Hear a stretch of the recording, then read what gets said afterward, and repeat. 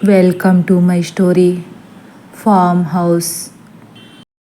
అలా లక్ష్మి చందులు హడలిపోతూ ఆ చీకట్లో మంచినీళ్లు తాగడం కోసం వంటగది వైపు ఒకరి చేతులు ఒకరు గట్టిగా పట్టుకుని అడుగులు వేస్తున్నారు. ఇంతలో లక్ష్మి, అసలు కరెంట్ ఎందుకయ్యా ఎంతసేపు పోయింది? ఇన్వర్టర్ కూడా ఆగిపోయి చచ్చింది. మన కోసమేనేమో ఇంకా కరెంటు కూడా రాలేదు. అయినా ఈ చీకట్లో అడుగు తీసి అడుగు వేయాలంటేనే భయం వేస్తుందయ్యా. అయ్యా కొవ్వు తెలిగించనా అంటుంది లక్ష్మి భయపడిపోతూ. అవన్నీ నాకేం తెలుస్తాయే, ముంద కొవ్వొత్తి వెలిగించు అంటాడు విసుగ్గా. లక్ష్మి నెమ్మదిగా టేబుల్ దగ్గరికి వెళ్ళి ఆ క్యాండిల్ కోసం తడుముతుంది. కానీ అక్కడ వెలిగించిన క్యాండిల్ కరిగిపోవడంతో, క్యాండిల్ కరిగిపోయిందయ్యా, ఇంకోటి లేదు, స్టోర్ రూమ్కి వెళ్ళి తెచ్చుకుందామా అంటుంది లక్ష్మి. వద్దు, స్టోర్ రూమ్కి వద్దు.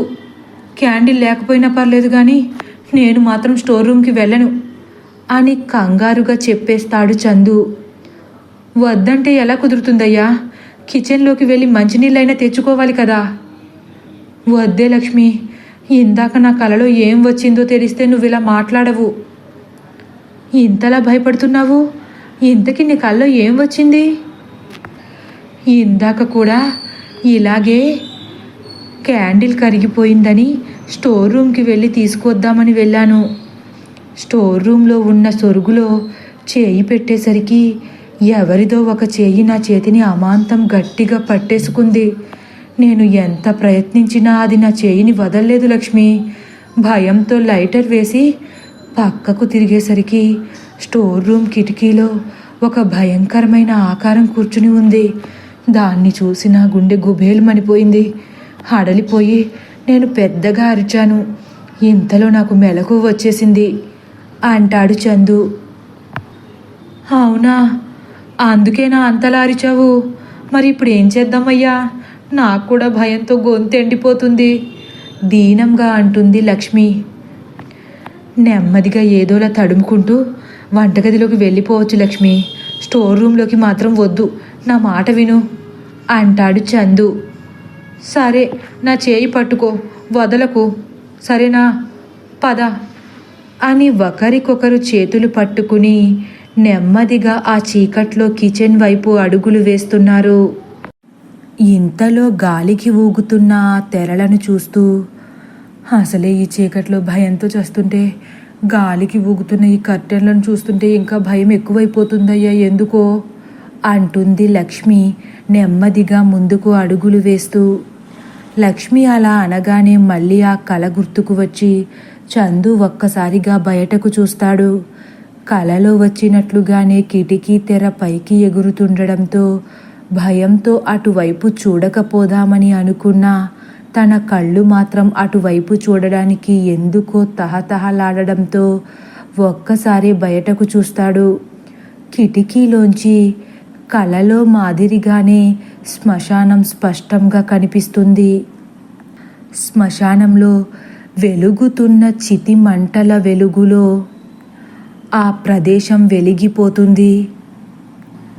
ఏంటయ్యా ఇక్కడే ఆగిపోయి బయటకు చూస్తున్నావు అని బెదురుతూ అంటూ లక్ష్మి కూడా బయటకు చూస్తుంది. ఏం కాదే, ఇందాక నా కలలో నువ్వు ఈ కిటికీలోంచి బయటకు చూస్తూ కూర్చున్నావు. అప్పుడు అదిగో ఆ కనిపించే శ్మశానంలో నీకిద్దరు కనిపించారు అంటూ అనుమానంగా తడబడుతున్న గొంతుతో అంటాడు చందు. ఇద్దరంటున్నావు, ఎవరాళ్ళు? మీ చుట్టాలా? మా చుట్టాలా? సరిగ్గా చెప్పు అని లక్ష్మి కూడా వణుకుతూ అంటుంది. నోర్ముయ్, శ్మశానంలో ఎవరుంటారే తెంగరిదానా, దెయ్యాలు అని అలాగే చూస్తున్నాడు బయటకు. ఆ మాటకు లక్ష్మి ఒక్కసారే, బాబోయ్ దెయ్యాలా? ఇప్పుడు అవి కనిపిస్తాయనా అంతలా కళ్ళప్పగించి చూస్తున్నావు అని చందు చేతిని వదిలి 2 చేతులతో కళ్ళు మూసుకుంటుంది. కంగారు పడకు, అసలు నాకొచ్చిన ఆ కళ నిజమో భ్రమో తెలుసుకుందామని నెమ్మదిగా అంటాడు చందు. ఏం అక్కర్లేదు, ఆ కర్టెన్ కిందకు లాగేసి ఎగరకుండా కుర్చీ అడ్డు పెట్టేద్దాం అంటుంది. పర్లేదులే, అక్కడేం లేదుగా, పద అని మళ్ళీ లక్ష్మి చేయి పట్టుకుని కిచెన్ వైపుకు అడుగులు వేస్తున్నారు ఇద్దరు. నిజంగానే ఈ ఇంట్లో దెయ్యాలున్నాయేమోనని నాకు అనుమానంగా ఉందయ్యా అంటుంది మళ్ళీ లక్ష్మి. అలా అని అమ్మగారు అయ్యగారి దగ్గర అన్నావు గాని కొంపలు ములిగిపోతాయి, అసలే బోల్డు డబ్బులు పోసి కొనుక్కున్నారు అంటూ జాగ్రత్తగా లక్ష్మిని ముందుకు తీసుకువెళుతున్నాడు. చెప్పకపోతే ఎలా? ఎంత డబ్బులు పోసుకుంటే మాత్రం ఇలా జడుస్తూ వాళ్ళు మాత్రం ఇక్కడ ఉండగలరా అంటూ వంటగదిలో అడుగు పెడుతున్నారు. ముందు నువ్వు వెళ్ళి మంచినీళ్ళు తాగిరా, వాటి గురించి తర్వాత మాట్లాడుకుందాం అని లక్ష్మి చేయి వదులుతాడు చందు. నీకు మతిపోయిందా? మంచినీళ్ళు అడిగింది నువ్వు, నన్ను తాగి రమ్మంటావేంటి? సర్లే, వెళ్ళి పట్టుకొస్తానుండు, ఇద్దరు తాగుదాం అని ఫ్రిడ్జ్ దగ్గరకు వెళ్ళి ఒక వాటర్ బాటిల్ తీసుకుంటుంది. తనకు కూడా భయంతో దాహం ఎక్కువైపోవడంతో ఆగలేక అక్కడే నీళ్లు తాగేస్తుంది. లక్ష్మి అలా నీళ్లు తాగుతుంటే లక్ష్మి భుజంపై చందు చేయి పడినట్లు అనిపించి, ఇస్తున్నానుండయ్యా, నాకు కూడా నీ కలదెబ్బకి గొంతు ఎండిపోయింది అని మళ్ళీ గడగడ నీళ్లు తాగేస్తుంది. కంగారు పడకు, నువ్వు తాగాకనే తీసుకురా అని చందు దూరం నుంచి అనేసరికి లక్ష్మి హడలిపోయి మంచినీళ్లు తాగడం ఆపి వెనక్కి తిరిగి, ఇప్పుడు నువ్వెక్కడున్నావయ్యా అని తీక్షణంగా అడుగుతుంది. ఎక్కడుండటమేంటి, నేను గుమ్మం దగ్గరే ఉన్నాను కదా, నువ్వేం భయపడకు అంటాడు చందు. అంతే, లక్ష్మి చేతిలో ఉన్న బాటిల్ అమాంతం వదిలేసి, అవునా, మరి నా భుజం మీద ఉన్న చెయ్యెవరిది అని భయం నిండిన కళ్ళతో వణుకుతున్న గొంతుతో అంటుంది. లక్ష్మి గుండె చాలా వేగంగా కొట్టుకుంటుంది, కాళ్ళు చేతులు గజగజలాడుతున్నాయి. ఏం మాట్లాడుతున్నావే? నేను ఇక్కడుంటే నీ భుజం మీద చెయ్యెవరేస్తారు? చందు కళ్ళు కూడా పూర్తిగా తెరుచుకున్నాయి.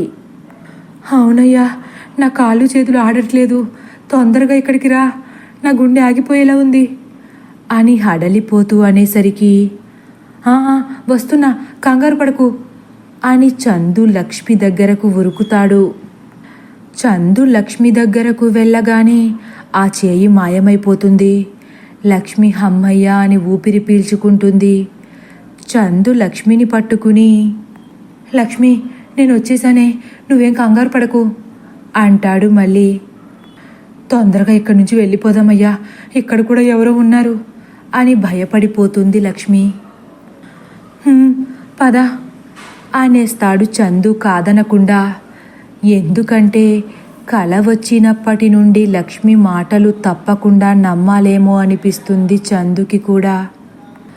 ఒక్క నిమిషం అని గబాలున ఫ్రిడ్జ్ డోర్ తీసి మళ్ళీ ఇంకో వాటర్ బాటిల్ తీసుకుని, పద, నీళ్లు పట్టుకొస్తున్నాను, హాల్లో తాగుదు గాని, పరిగెత్తు అనగానే ఇద్దరూ మళ్ళీ భయంగా హాల్లోకి వచ్చేసి అమాంతం నేలపై చతికిల పడతారు. ఇదిగో ముందు మంచినీళ్ళు తాగు అని ఆయాసపడుతూ చెబుతుంది లక్ష్మి. అని ఆ బాటిల్ చటుక్కున అందుకుని బాటిల్లో ఉన్న నీళ్ళన్నీ దించకుండా తాగేస్తాడు చందు. లక్ష్మి, యాలకొలమాడకుండా నిజం చెప్పే, నిజంగానే నీ భుజం మీద ఎవరు చేయి వేశారా? భయపడుతూ అడుగుతాడు. ఇటువంటి సమయంలో అబద్ధం ఎందుకు చెబుతాను? అది కాదే, ఏదైనా మీద పడితే భ్రమపడ్డావా అని అడుగుతున్నాను. నేను ఇప్పుడే కాదు, ఇందాక ఉయ్యాల్లో ఉన్నప్పుడు కూడా భ్రమపడలేదు, నన్ను నమ్ము అంటుంది మళ్ళీ దీనంగా.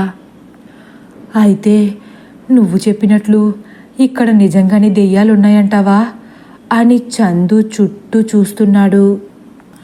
ఉండే ఉంటాయి అని ఆ చీకట్లో ఏమీ కనపడకపోయినా అన్ని దిక్కులకు భయం నిండిన కళ్ళతో చూస్తుంది లక్ష్మి కూడా. ఏమోనే, ఇక్కడ ఏం జరుగుతుందో నాకేం అర్థం కావట్లేదు అని చందు కూడా అంతా తడుముతున్నాడు. ఇంతలో సరిగ్గా అప్పుడే నేలలోంచి రక్తంతో తడిసిన ఒక చేయి పైకి పొడుచుకు వచ్చి చందు కాలిని బలంగా పట్టేసుకుంది. చందు గట్టిగా అరుస్తాడు. ఏమైందయ్యా? అదిరిపడుతుంది లక్ష్మి. నా పాదాన్ని ఎవరో పట్టుకున్నారు అని ఒక్క ఉదుటున వెనక్కి లాగేసుకుని పైకి లేచిపోయి, లక్ష్మి ఇక్కడ కూడా ఏదో ఉంది, తొందరగా లేగవే అనగానే లక్ష్మి కూడా పెద్దగా అరుస్తూ పైకి లేచిపోయి, ఇప్పుడు ఏం చేద్దామయ్యా ఏడుస్తూ అంటుంది. ముందు ఆ సోఫాలోకి వెళ్ళిపోదాం పదా అని అరవగానే, వద్దు, ఈ చీకట్లో మసలడం మంచిది కాదు, ఏదైతే అది అయ్యింది, స్టోర్ రూమ్కి వెళ్ళి క్యాండిల్స్ తెచ్చుకుందాం పదా అని గాబరాగా మాట్లాడుతుంది లక్ష్మి. అలా లక్ష్మి స్టోర్ రూమ్కి వెళ్దామనేసరికి చందు, వద్దు లక్ష్మి, నా మాట విను, కరెంటు వచ్చే వరకు ఈ సోఫాలోనే కూర్చుందామే అంటాడు భయపడిపోతూ. ఈ చీకట్లో ఎలా కూర్చుంటామయ్యా, ఎటు నుంచి ఏం వచ్చి పడుతుందో అర్థం కాక గుండె ఆగిపోయేలా ఉంది అంటుంది. ఏం చేస్తాం, ఈ రాత్రికి తప్పదు అంటాడు చందు. అది కాదయ్యా, కొంచెం ధైర్యం చేసుకుని వెళ్ళామనుకో, ఆ కొవ్వొత్తి వెలుగులో మన చుట్టూ ఏం జరుగుతుందో అనన్నా తెలుస్తుంది. నా మాట విని పదయ్యా బ్రతిమాలుకుంటుంది లక్ష్మి. అంతేనంటావా? కానీ ఇందాక కలలో అని నసుగుతున్నాడు చందు. ఎంత భయపడితే కుదరదు, దెయ్యాలు ఆ వెలుగును చూసైనా మన దగ్గరకు రాకుండా ఉంటాయేమో అని సలహా ఇస్తుంది లక్ష్మి. అంతేనంటావా? సరే పద వెళ్దాం అని అనుకుంటూ పైకి లేస్తాడు తను కూడా. వెంటనే మళ్ళీ, ఒకవేళ అక్కడ ఏదైనా ఉంటే మనల్ని చంపేస్తుందేమోనే అని భయపడిపోతున్నాడు. ఇక్కడ కూడా ఉంది కదయ్యా, ఇక్కడ లేనట్లు చెబుతావేంటి? ఇక్కడ ఉంది, వంటగదిలో ఉంది, గార్డెన్లో కూడా ఉంది, ఎక్కడ పడితే అక్కడే దెయ్యాలు ఉన్నట్లున్నాయి, మాయదారి కొంప అని లక్ష్మి ఏడుస్తూ అనగానే, నా ఇంటినే మాయదారి కొంప అంటావా అని ఒక పెద్ద అరుపు భయంకరంగా లక్ష్మి చెవిలో పిడుగు పడినట్లు వినిపిస్తుంది. లక్ష్మి కూడా పెద్దగా అరుస్తూ చేతులు అమాంతం చెవులకు అడ్డు పెట్టుకుంటుంది. ఏమైంది లక్ష్మి, చెవులెందుకు మూసుకున్నావు బెదిరిపోయి అడుగుతాడు చందు. నీకు ఆ దెయ్యం అరుపు వినిపించలేదా కంగారు పడిపోతూ అడుగుతుంది లక్ష్మి. నాకేం వినిపించలేదు. అయ్య బాబోయ్, ఇక్కడున్నది మామూలు దెయ్యం కాదేమోనయ్యా, ఇది దానిల్లంట.